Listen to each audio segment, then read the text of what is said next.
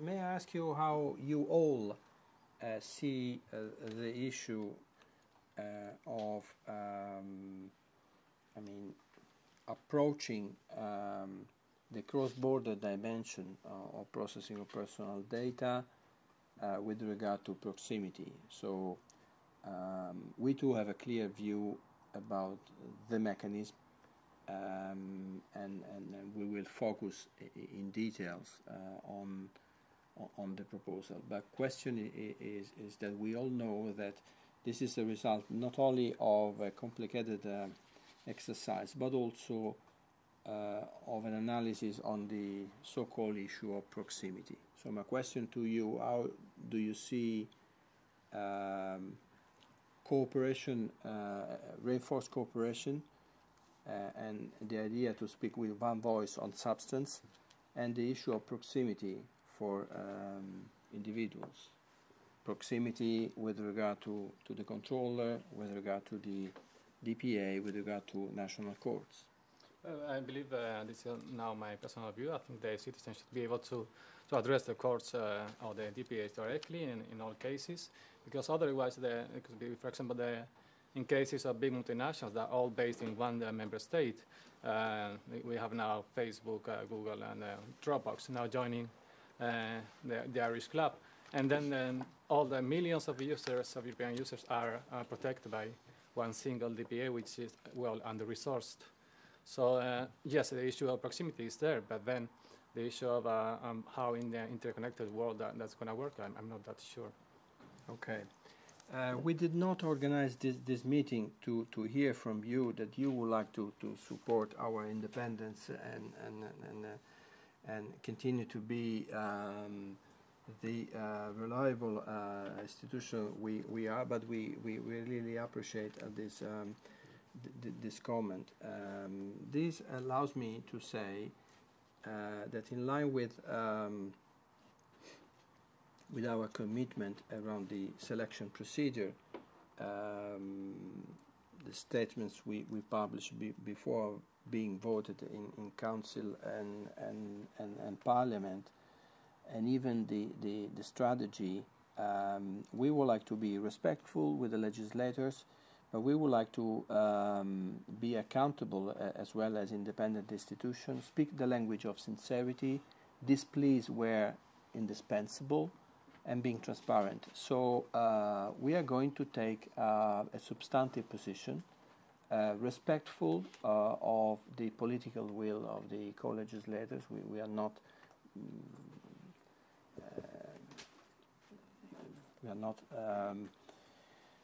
acting in a confrontational manner. We are not replacing the legislator. We are aware about our limited role. We are one of the smallest EU institutions.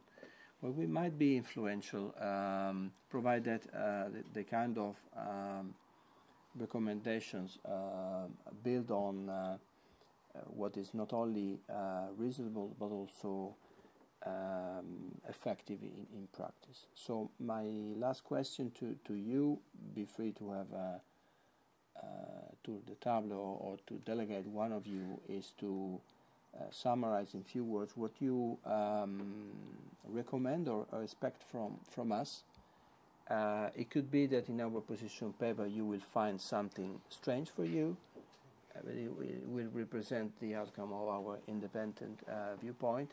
We would like also to be as much as possible and hopefully entirely consistent with our fellows in 29 Working Party, and therefore ensure full consistency and try to speak with one voice on data protection, which is not necessarily the EDPS voice. There is space for all, but as porteurs of the EU vision, we would like also to approach data protection by considering what is indispensable now to fully implement the Lisbon Treaty, the Charter of Fundamental Rights. My sense is that years after the entry into force of the Lisbon Treaty, someone is not taking care that Article 16 of the Treaty on the functioning of the EU has introduced a new fundamental right, which is not a de facto expectation or a legitimate interest or simply a subjective right. It's a new fundamental right, which is today enforceable before any court, regardless of existing measures. Second, paragraph 2 of the same Article 16 provides for an obligation for member states to exercise the so-called positive obligations from stemming from the Article 8 of the European Convention on Human Rights. It means to act.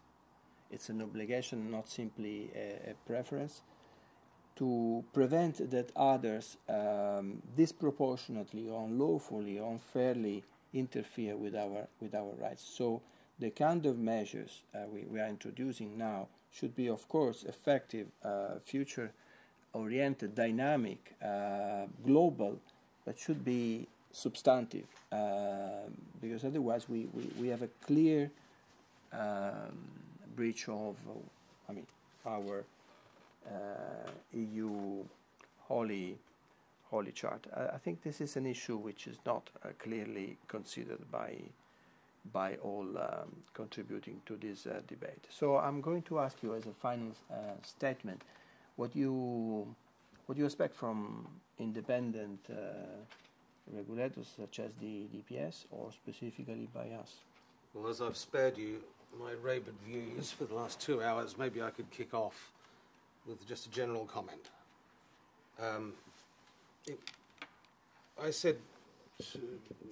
mentioned to the joint parliamentary meeting at the EP a couple of years ago that I felt that there was a failure to inspire and a failure to engage the public in this entire process. And in the 2 years since we had that joint parliamentary meeting, the issue has corroded to the point where there has been if you like, the reputation of data protection has suffered a failure, because it's seen as a negotiated outcome amongst legal experts. And this has set in so solidly over 2 years that you can't any longer say that there is a serious public engagement. So what would I expect from EDPS?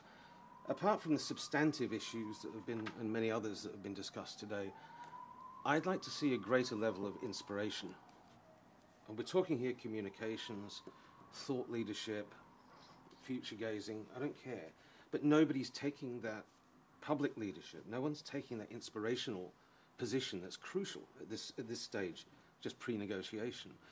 I'd love to see you become that inspiration. And I know this sounds perhaps not the place for you, but somebody's got to do it. I'm not seeing it amongst the Parliament. I'm certainly not seeing it within the Commission, for obvious reasons. But is it possible for you to step up to the plate and take that leadership role, which perhaps means being very controversial, using language that's a lot more colourful than is expected from a regulator? But I'm not seeing, I don't know if anybody else is seeing this inspiration come from any source in the data protection field, and I'm not getting it.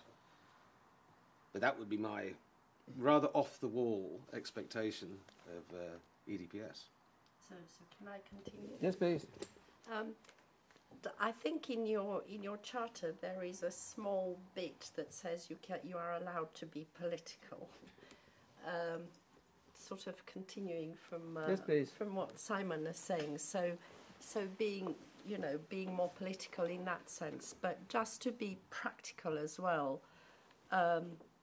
I would agree with Simon that there's been a detachment by the population from this legal process because it's too complex and they don't understand it, and maybe it's a bit late to communicate now, and the chickens will come home to roost where if it's not put right and it begins to fail. But I think your approach in actually producing an opinion that says very practically and simply, this is what column 4 should say, is a very good idea. And perhaps it will go some way to effective communication. And I think we'll be very pleased to contribute more and send you more suggestions on that. Well, also following up on that one, I would suggest 2 things. First of all, don't be polite. I think as Simon suggested, please be strong. we need you on the civil society side, on the fundamental rights side, at least, so police don't be polite. And the second of all, it's related to the issue you said that you cannot confront the legislator, or you don't want to. And that's okay, that's our role, at least why I was hired when there was a confrontation against fundamental rights. We need to react, but then please engage us in the dialogues, and let's keep this collaboration getting on. Thanks. I think that from a general point of view and being polite for a change, I would say that we ask you to ensure that the outcome really respects the promises and the guiding principles of the reform. And this includes, of course, enforcement, strong enforcement. And sorry, just to finish on the consumer side, and I think that we agree that Europe needs to speak with one voice when it comes with to pan-European infringements. No, that's clear. It's happened in the data protection field, in the consumer law field, in the telecommunication field. We need a European solution for European problems, you know. And what I think that from the EU point of view will ask you is that don't forget the private enforcement dimension, because there are a lot of associations at national levels and even individuals that are willing, you know, to bring cases, but they are currently ignored, and they're ignored by the regulators, and they're ignored in the legislation. And I think that we have to look forward more for a kind of enforcement structured dialogue with the civil society and with those that could have the legitimacy to bring these cases and support you as a public enforcer with applicability and enforcement of the rules. Sorry. Yeah, no, and in addition to be like the political and data protection and conscience in the legislative process. I was going to say something broadly similar. I saw a quotation somewhere that said constitutions are what states write when they're sober to protect them when they're drunk. Yeah. The role, as I see it, of an authority like the EDPS is to have a longer view. So you mentioned respecting the will of the co-legislator. The Parliament co-legislator had one view when it was preparing its first reading text. It had quite a significantly different view when it was preparing its communication on the same subject.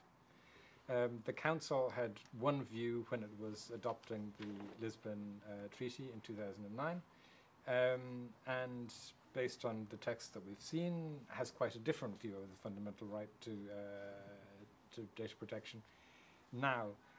So we can, contradicting my long-term approach to these things, one can be polite, but when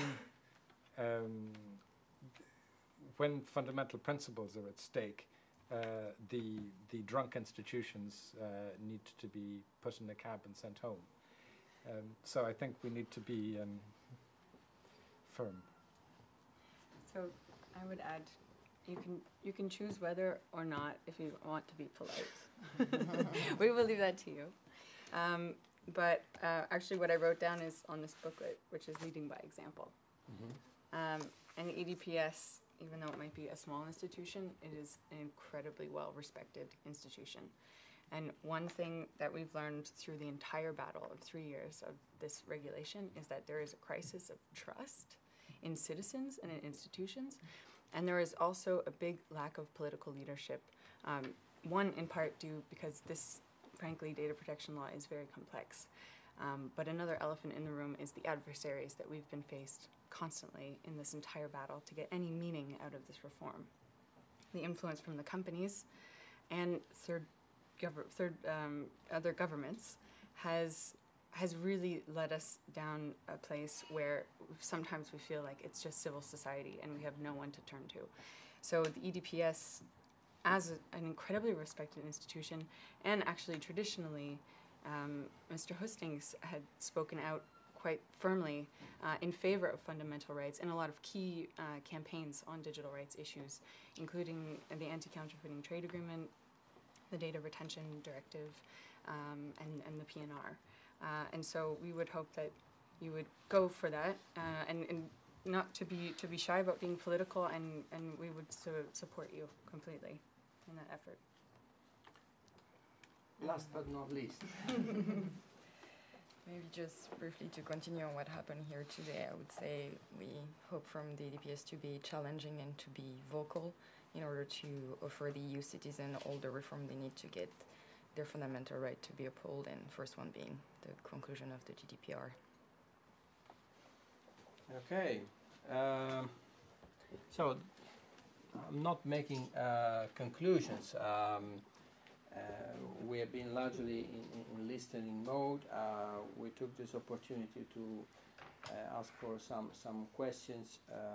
We are not only meeting NGOs and civil society, but also DPAs and governments from third countries are approaching data protection, and more inclined, let me say, I'm speaking on a basis of my more than 20 years full-time experience on data protection. I never see such an interest from third countries looking to the European model. You all remember the discussions in the past or regulatory versus self-regulatory approaches. And therefore, I appreciate you recognize our advisory role, and even though we are pushing for speaking with one voice, we would like to make more visible our viewpoint on this.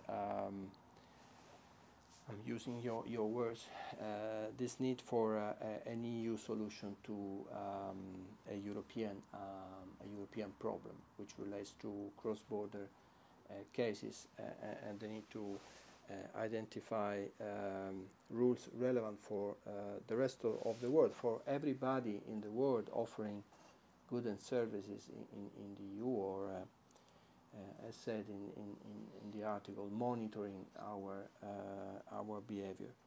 So be sure that you will see our voice on the reform visible.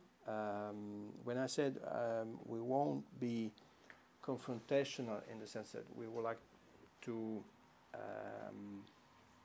be an independent regulator, we are here just to proactively advise. We are not responsible for the final outcome, but we will seriously take on board exactly the recommendation to inspire more a public debate. And this is why the kind of position paper will not be simply made available to the co-legislators and the Commission. We would like to go public with everybody, so that the co-legislators will be, more accountable, and it will be clear who is taking decisions, because against, a long-term debate, so no one can say that good solutions were on the table. But I'm quite confident that the trilogue may offer space for improvements, and in any event, this is just a first step. So we'd like to thank you on behalf of Wojciech and my staff for your contributions today. In my view, this meeting has been extremely successful, let me say, more than I expected. We will make profit of your comments, remain in touch with this institution. We are in a good mode. We are working well in full chemistry, and we are very satisfied against the challenges of the past. We would like to reinforce the independence of the institution.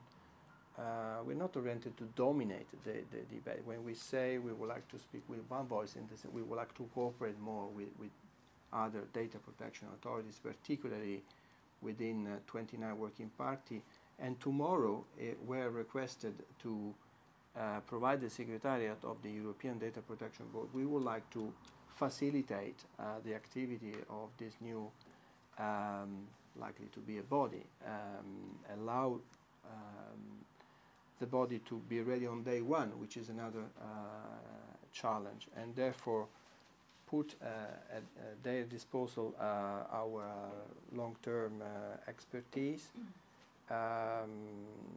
We are fully engaged, fully committed, and therefore it's time to translate into practice the well-known knowledge. So thank you very much, and see you soon. Thank you very much.